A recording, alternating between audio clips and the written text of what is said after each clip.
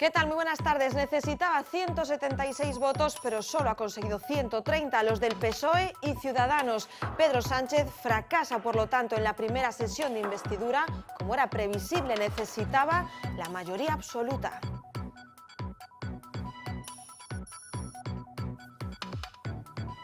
Y por encima, Coalición Canaria se ha abstenido. Empieza a contar el reloj, por lo tanto, de cara al viernes. Son 48 horas. Se votará la misma propuesta a las 8 menos cuarto de la tarde. Y en esa segunda ronda, Sánchez necesitaría la mayoría simple. Ha sido una segunda jornada de la sesión de investidura muy intensa, con posiciones que parecen irreconciliables entre Sánchez e Iglesias, aunque ambos han vuelto a tenderse la mano. Una jornada con muchas anécdotas, con el presidente del Congreso concediendo eternas réplicas y con la que sin duda ha sido una de las imágenes de la jornada, la más comentada, el beso entre Pablo Iglesias y Xavier Domènech. Es que se trata de una candidatura ficticia, irreal. Usted, señor Rajoy, debería estar aquí hoy si hubiera tenido el coraje y la valentía política. Usted puede aún rectificar, usted puede aún ser presidente del gobierno y estar a la altura de las siglas de su partido. Señor Iglesias, no es que no se pueda, es que ustedes sencillamente no quieren. ¿Me puede dar usted una sola razón, una, para que los españoles confíen en usted para liderar una nueva etapa política? Si hoy y el viernes vota no con el señor Rajoy, se habrá convertido en lo mismo que había venido usted a cambiar.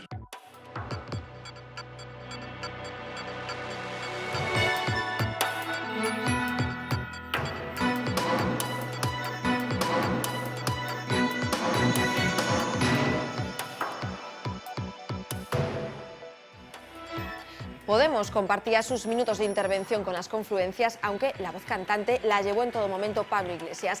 La gallega de En Marea, Alexandra Fernández, terminó sus 3 minutos ovacionada por sus compañeros, pero fue recibida de una forma muy diferente por el líder de Podemos. Después de haber besado a Xavier Domènech, Iglesias no se acercó a Alexandra, como sí lo hizo su compañera Carolina Vescansa.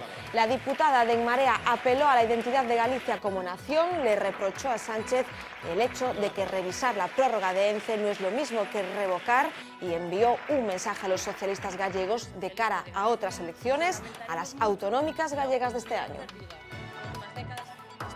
Señores y señoras del Partido Socialista de Galicia, lo lamentaremos mucho si la oportunidad perdida por Pedro Sánchez para construir un gobierno de izquierdas en el Estado puede provocar que las gentes del común de la nación gallega vean también empeñadas la consecución, tras las próximas elecciones gallegas, de una alternativa a lo que Xosé Manuel Beiras denominó la brigada de demolición y etnocidio que representa el gobierno de Núñez Feijóo. Hoy uno más y Galicia parece haberse convertido en escenario habitual de accidentes con características comunes. Vehículos que se empotran contra casas que están demasiado pegadas a la carretera. El último tenía lugar esta mañana en Mos y se ha saldado con un herido grave. Lucía Vidal, ¿qué tal? Buenas tardes. ¿Qué tal? Muy buenas tardes, Gladys. Y las imágenes ponen los pelos de punta. Según los testigos, pretendía adelantar a un coche cuando invadió el carril contrario y no pudo evitar el impacto con el camión que venía por el otro lado. Salió rebotado contra una vivienda y derribó parte de su fachada. El ocupante del turismo tuvo que ser excarcelado tras quedar atrapado en el interior. El firme estaba mojado, pero los que presenciaron los hechos hablan también de un exceso de velocidad. Enseguida repasamos casos similares que han plagado las vías de nuestra comunidad y sus hogares de indeseables cascotes. Estaba na cama, entonces oín o ruido e dixo, bueno, un accidente máis aí. O que máis me conmoveu foi o perro, porque o perro empezou a tan ladrar. Pois estaba coa parte de atrás metido aquí dentro, estaba inconsciente, estaba moi mal. Que dice que el golpe fue brutal. El chico quería adelantar, supongo que vendría fuerte. La señalización está como un poco... Tienes tramos que te pasa de 50 a 80, de 80 a 60... Una mujer de 41 años ha fallecido este miércoles en Viveiro en el incendio de su casa. Se han salvado su madre y sus 2 hijos, que también estaban dentro en el momento de los hechos, pasadas las 4 de la tarde. El cuerpo fue rescatado de la primera planta del inmueble, situado en la parroquia de Galdo. Estaba durmiendo la siesta cuando ocurrió todo, en la habitación localizada justo sobre la cocina, donde estaban la abuela y la nieta. La joven, al ver el fuego, trató de subir al cuarto para avisar a su madre, pero las llamas se lo impidieron. 20 años de prisión por el asesinato de Lupe Jiménez. La Audiencia Provincial de Pontevedra concluye que José Luis Cortiñas Romero actuó con alevosía y que el ataque a su esposa fue sorpresivo e inesperado, de forma que la víctima no se pudo defender. Ella se encontraba embarazada de 5 meses. Además, se le prohíbe acercarse o comunicarse con sus hijos por un periodo de 21 años. Deberá indemnizarles con 60.000 euros. Los hechos ocurrieron en febrero de 2014. El acusado golpeó en varias ocasiones a su mujer en la cabeza y en la cara y le asestó múltiples puñaladas. Durante el juicio se vivieron momentos de gran tensión. La familia de la fallecida intentó agredir a Cortiñas, que tuvo que ser custodiado por fuertes medidas de seguridad. Un conflicto de aguas que derivó en una agresión con un machete. La Guardia Civil ha detenido a un vecino de Bueu como presunto autor de las heridas causadas a otro vecino de 64 años. Una tercera persona tuvo que intervenir para separarlos. El agredido fue trasladado al Hospital Montecelo, donde ingresó con pronóstico reservado. Según algunos vecinos, los dos hombres se llevaban mal desde hace tiempo y estaban enfrentados por unos derechos de uso de un manantial. El conflicto había llegado ya a la Xunta y se encontraba en trámites de solución. Así nos contaba hoy lo ocurrido el testigo de esa agresión. Eu estaba aquí en esta viña, traballando aquí en esta viña, e sentí uns gritos aquí abaixo, por onde está o pau da luz, ese que está, mira aí. E cando cheguei abaixo foi cando encontrei a agresión, xa. O agresor tiña un cuchillo na mano, un cuchillo así desta grandura, máis ou menos. Tiña a cabeza chea toda de sangre. Tiña a chaqueta roja, a cabeza roja. Enseguida, en unos minutos, vamos a recibir en el plato de Más que Contar a 2 profesores de la Universidad de Santiago, 2 de los afectados, porque desde 2010 no se convocan plazas de catedrático. Están perfectamente preparados y acreditados, pero eso no basta. Este miércoles ha mediado en el conflicto la valedora do Pobo. Milagros Sotero se ha dirigido a los 3 rectores gallegos para pedirles información sobre el caso, sobre los problemas de cobertura de plazas que están generando un gran descontento en la comunidad universitaria. El objetivo es iniciar una investigación y el fin último, garantizar la calidad de la enseñanza, que se podría, dice, ver afectada de forma irreversible si esta situación se prolonga. Calidad que, según la valedora do Pobo, debe prevalecer por encima de las restricciones presupuestarias. Primera reunión del llamado Plan de Fortalecimiento del Sector Lácteo. En Santiago se han reunido la conselleira de Medio Rural, productores, industria, distribución y científicos. De momento el presente es gris, a la espera de que el Gobierno central apruebe el decreto de precios. Estos siguen por los suelos. La última hora es que algunos ganaderos gallegos están recibiendo cartas de intermediarios en las que se les anuncia que a partir de este mes ya no les pagarán el litro a 0,26, sino a 19 céntimos, muy por debajo del coste de producción. Una auténtica ruina. Hoy hablaremos con Ana, una joven productora heredera de una explotación en Palas de Rei. Para min é vocación, é profesión e, polo tanto, bueno, unha decisión que non ten, por supostísimo, marcha atrás. Creo que quedou bastante patente que os produtores, as produtoras, temos escasas ou nulas competencias e ninguna oportunidade no contexto da comercialización. Deberíamos comezar a falar dunha fórmula cooperativa con todas as súas implicacións. Hace 10 años muchos no se atrevían casi a cruzarlo y hoy es una de las zonas con más ambiente de la ciudad. Les hablamos del Casco Bello de Vigo. Una década y 30 millones de euros después de que el consorcio empezase a funcionar, se han rehabilitado 100 viviendas y 26 locales comerciales. Queda mucho por hacer, lo dicen los que viven y trabajan allí. Hoy recorremos con ellos el corazón de la ciudad. Estamos en el Casco Bello de Vigo, un lugar decadente y marginal hace tan solo 10 años y que hoy se ha convertido en uno de los barrios más revitalizados de la ciudad. Y aunque todavía conserva su encanto histórico, llama la atención la convivencia y el contraste de edificios rehabilitados como este, frente a viviendas en estado ruinoso como esta. Quedan algunos edificios aún por arreglar, pero están en tratos para arreglarlos. Una vez que esté todo terminado, queda un barrio muy bonito. La peor época, pues por aquí pasaba lo mismo que todo el mundo, casi nadie. Yo no veía aquí un bebé recién nacido desde el 80. Ahora, bueno, pues está bastante distinto. No todo lo que debiera, de todas maneras. Aún hay muchas cosas que mejorar, por supuesto. Es un casco bello muy grande. Quizás que se implique también en la dinamización, en la oferta cultural en esta zona.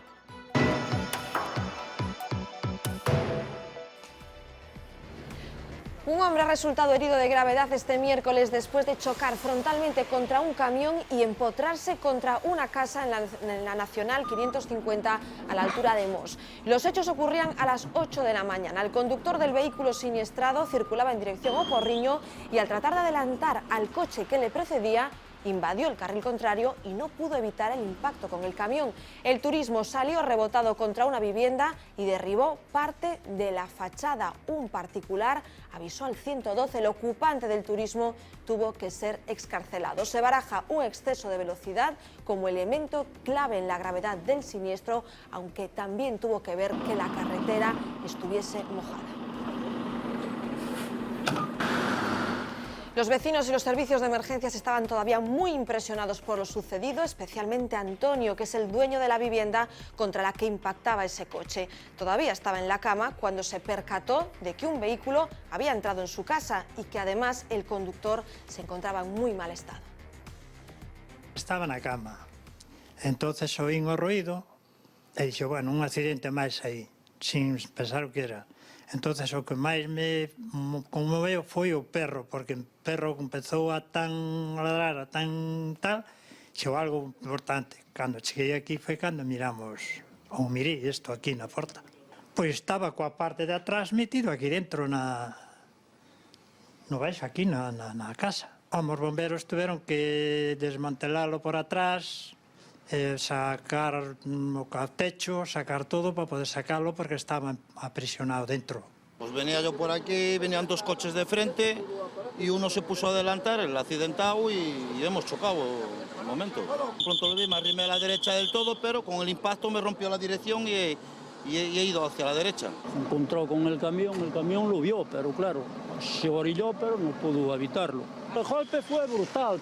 Tuvo que retirar a la víctima del interior del vehículo porque quedó atrapada y para poder trasladarla al centro sanitario por parte de los servicios médicos, y ahora pues lo que se ha hecho en la casa pues ha sido pues un poco comprobar su estado, que no tuviera compromiso estructural. No respetan la velocidad.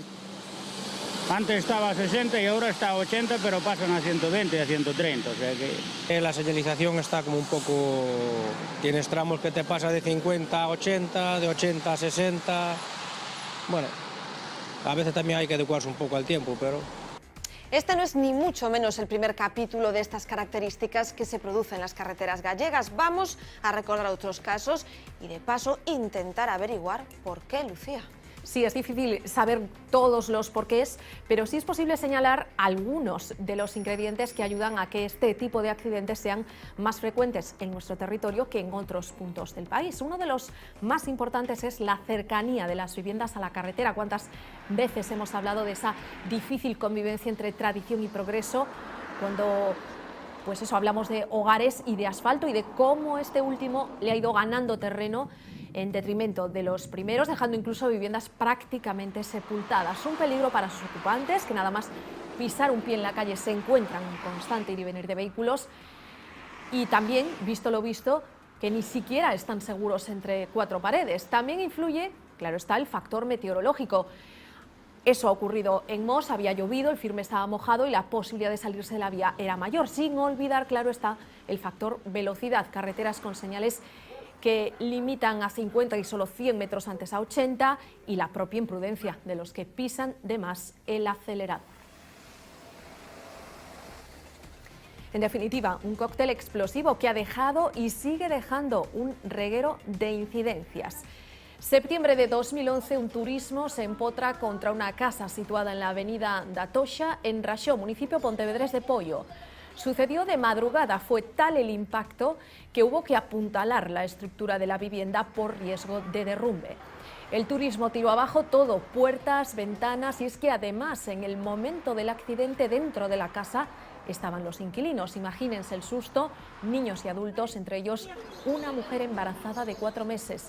Les pilló durmiendo. Afortunadamente, los daños se ciñeron a lo material.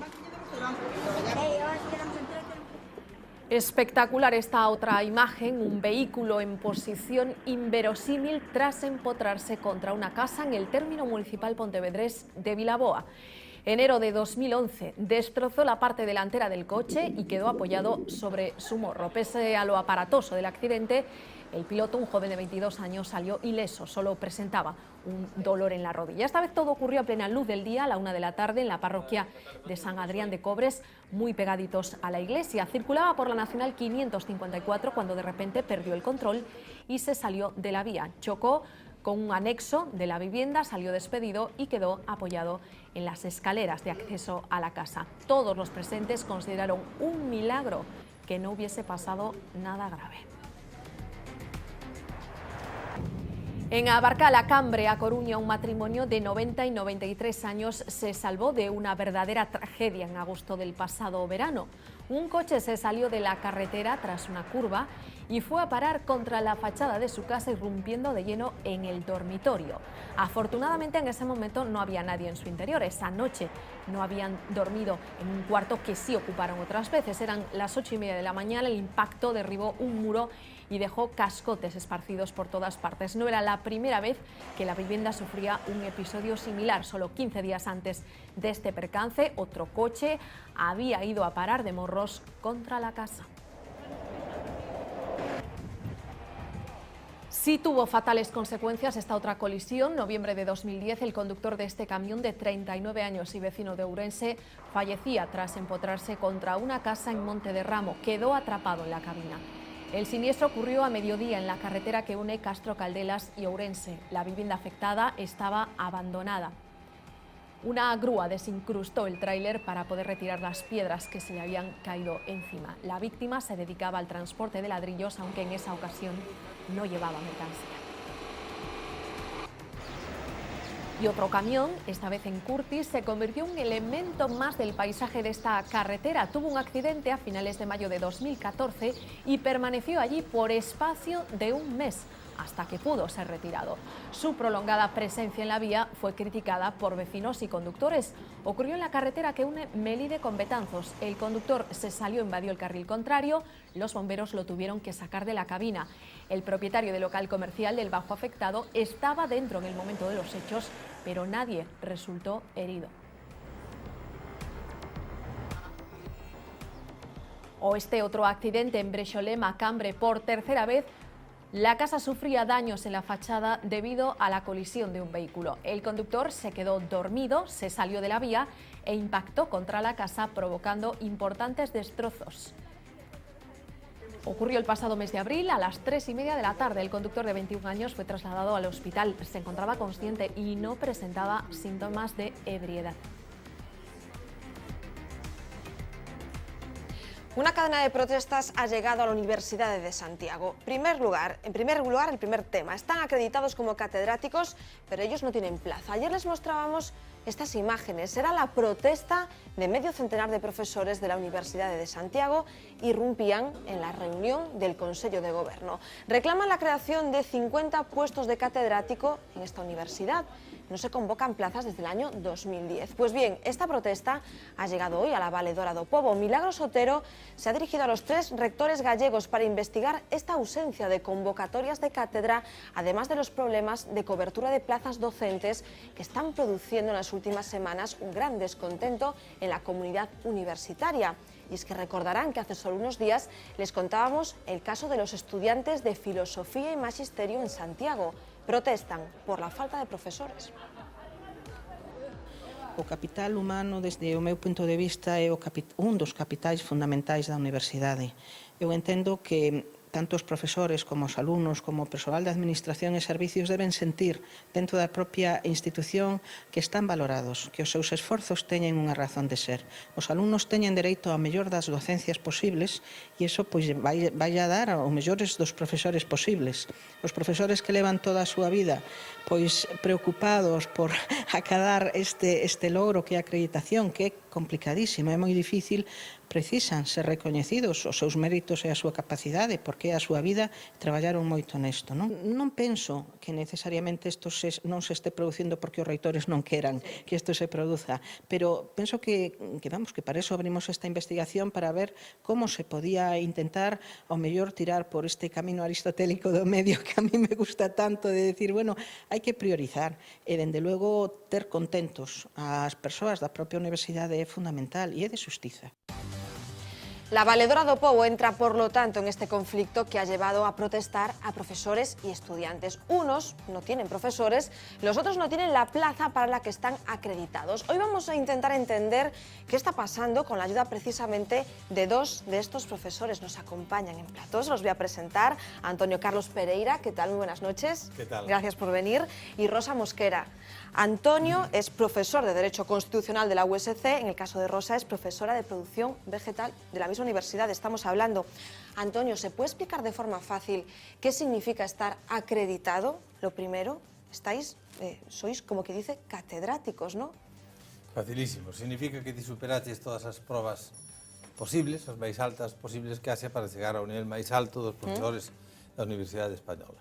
O sea, Que son probas nas que hai que volcar moitísimo esforzo. Bueno, terrible. A min me levou 1 ano e medio facer os papeles, cuidado. Sí. Simplemente facer os papeles. A verdade, eu son bastante inútil para internet e todo eso pode influir, a outras non lle levaría, pero non lle levaría tanto tempo. Pero simplemente o facer os papéis e encher todo, eso é unha cousa endiañada. Aparte de que, naturalmente, tens que poner aí os méritos, que como nos teñas estás apañado. Claro, Rosa, porque estamos a falar de anos de docencia, de xestión e de investigación ao máis alto nivel, non? Como isto? Efectivamente, compitiendo con persoas de toda España, de todas as universidades, presentanse mensualmente, fanse relatorio das persoas que se presentan con todos os seus méritos, tanto as revistas, as publicacións en revistas de lo máis alto prestixio da universidade, na fronteira do coñecemento. Efectivamente, moito traballo durante moitos anos, e sobre todo, teño que decir que é un traballo moi vocacional, pero que dedicamos moito esforzo e moitas veces en detrimento de, ao mellor, a nosa xente tamén. Claro, a realidade é que agora mesmo non hai prazas de catedrático en Santiago de Compostela, na Universidade de Santiago, que non se convocan dende o ano 2010, cando sí houbo xubilacións de catedráticos, non? Sí, claro. Dende o ano 2012 do ano 2015, houbo 50 xubilacións de catedráticos. Dende o ano 2010, as persoas que se acreditaron dende o ano 2010 non veron, con excepción de dúas, que sacou o reitor Casares Lón, que sí que veron a súa promoción cumplida, e o resto ningún de nós. E somos a 160. O cal, por outra banda, é un orgullo, porque unha taxa de acreditación de 25 persoas ao ano, quero dicir, a Universidade de Santiago ten que ser un orgullo, non? Claro. E debe ter a súa xusta recompensa, entendo eu. Nas últimas horas... Considera que cada catedrático xubilado daba para pagar 7 plazas nosas. Claro, porque estás a falar nas últimas horas de que para acreditar, para dar acceso ás prazas, que se fala que neste ano se van a dar prazas de catedrático para 50 persoas, a Universidade está falando de 3 millóns de euros. Pero o certo é que vos xa sodes profesores. Non é, para que todo o mundo entenda, un soldo que parte de cero, non? Efectivamente. Eses 3 millóns serían se partiramos de cero. Pero resulta que non, que hai unha diferencia relativamente pequena, e o único que ten que facer a universidade é facer frente a esa diferencia. E simplemente con cada catedrático que se xubila, aproximadamente daría para 7 de nós. Cal é a diferencia entre un profesor como sodes agora e un catedrático? A diferencia en que sentido? No voso traballo diario. No noso traballo facemos o mesmo, tanto investigar como... O que pasa é que, sobre todo, é a representatividade que ti tes fora. Eu, por exemplo, presido unha federación europea de sistemas agroforestais, moitas veces me chaman para formar parte de comisións, non podo porque non son É o full profesor, recoñecemento que que lle sodes, chames non? el, e dicen, Rosa, pois, bueno, extrañanse, non? Dicen, que raro. Ao mesmo tempo atopaste, bueno, que no resto das universidades tía ese recoñecemento está feito. Claro, estamos a falar dun elemento de prestixio para a Universidade de Santiago, Por claro. exemplo, en Inglaterra, ti non eres un profesor. Un full profesor é o equivalente a un catedrático. Equivalente, porque non existe a palabra catedrático no sentido noso, non se usa, non? Entón, eso significa, pois, por exemplo, que é máis difícil conseguir proxectos de investigación que repercutirían en ingreso para a propia universidade. Cada proxecto implica máis cartos para a propia universidade. Temos que pensar que moitos de nós temos proxectos que contribúen, además, a consecución de contratos para xente nova que pode entrar na universidade, entrar na dinámica de realización de teses, etc. É dicir, si vamos a ver canto é os cartos que nos poñemos en moitísimo máis alto que a demanda salarial que se pode estar pensando que se está demandando. Claro, que sería máis o favor que o perxuizo no final, claro. E que ao final, se non estás nunha comisión fora de España ou incluso na propia España, porque na NECA hai comisións nas que tens que ser catedrático para estar, non é que perda a persoa individual, perde a institución, en este caso Galicia, porque Claro. Bueno, repítome un pouco, pero, por exemplo, en Cataluña, que están sacando, cando cambiaron a normativa ano pasado, porque había unha taxa de reposición moi alta, sacaron 40 prazas a finales de ano. Este ano se están convocando xa outras 32, entón esa xente está a cabeza, nos quedamos en Málaga, Granada, Valladolid. Nos pertencemos á plataforma nacional de acreditados a cátedra, que está intentando loitar, bueno, deshacer tamén este tapón a nivel nacional nas distintas universidades, pero eles, a diferencia de nós, ven que aínda a poucos, pois van saindo a poucos e a moitos, depende das posibilidades da universidade, van saindo plazas. En cambio, a nos ese dereito se nos nega. Levamos 6 anos esperando. Claro, entendo que a universidade só vos está a transmitir que é un gasto. Hai algún tipo de conexión de dicir isto vai a ter unha solución cercana? Non. Aí está o problema, porque efectivamente levamos xa tanto para Rosa como para mí, o noso 6º curso académico esperando, que eu non conozo, ao mellor me equivoco, pero non conozo na Administración Pública Española ningún funcionario que teña que esperar 6 anos por unha cousa equivalente despois de superar a correspondente proba, non? Pero é que non nos dan perspectiva ninguna. De feito, onte fomos ao rectorado, tocoume a min ler un manifesto ali, bueno, pois todo o mundo moi educado, moi cortés, pero non nos abriron, non foi nada violento nin desagradable, que ademais fomos ali con permiso do rector, tal, pero desde o punto de vista non da cortesía, sino de abrir portas, non nos abriron portas. De dar un paso adiante. Claro, ti pensa que a Universidade de Santiago, eu falo máis ben de Dereito que o que conozo, que é o medio ambiente, pois sendo unha universidade de provincias, aínda menos de provincias, dunha vila pequena, é unha universidade entre as menos malas ou as mellores de España e de Portugal, según como queras decir. Nós temos unha proxección, simplemente Dereito, que é o meu campo, en Latinoamérica, hai unha cantidade aí de vicerrectores, un magistrado do Tribunal Constitucional de Chile, que é un Tribunal Constitucional moi prestigioso, sin broma, máis que outros, non? Que é doctor por Santiago, vicerrectores, rectores... Toda esa masa máis cualitativa que cuantitativa, toda esa proxección, toda esa investigación, claro, co tempo, pois o perderás, o sea, que idea tes ti da túa propia universidade? Como queres que sexa a túa propia universidade? Claro, non sei se isto responde a unha tendencia que ven dende os últimos anos de constantes recurtes no presuposto da universidade. Ten que ver ou é algo máis? A ver, evidentemente temos uns recurtes que están aí, eso non ten dúbida ninguna, pero tamén hai que saber administrar o diñeiro. Tampouco é nin tanta cantidade, o que comentaba el, un catedrático xubilado son 7, temos 50 xubilados dentro do ano, que chegaría de sobra para cubrir todas as nosas plazas, se faz a ratio de 7 a 1, pensando que se xubilaron 50 catedráticos nos últimos 5 anos. Entón, hai algo que falla, porque xa non é que digas, bueno, é que algúns, é que ningún. Claro, sí, efectivamente, está completamente parado. Bueno, según escoitei eu, li no periódico, creo que hasta o 2018... Que empezaría a cousa a camiñar neste ano. En 2018 empezaría pouco a pouco. Pero claro, Ademais, aquí hai que ter de conta unha cousa, porque tanto Rosa como a min estamos acreditados desde o ano 2010. Sí. No ano 2010, despois de que se desfixo a bolsa anterior, naquel momento éramos poucos. Costaba moi pouco.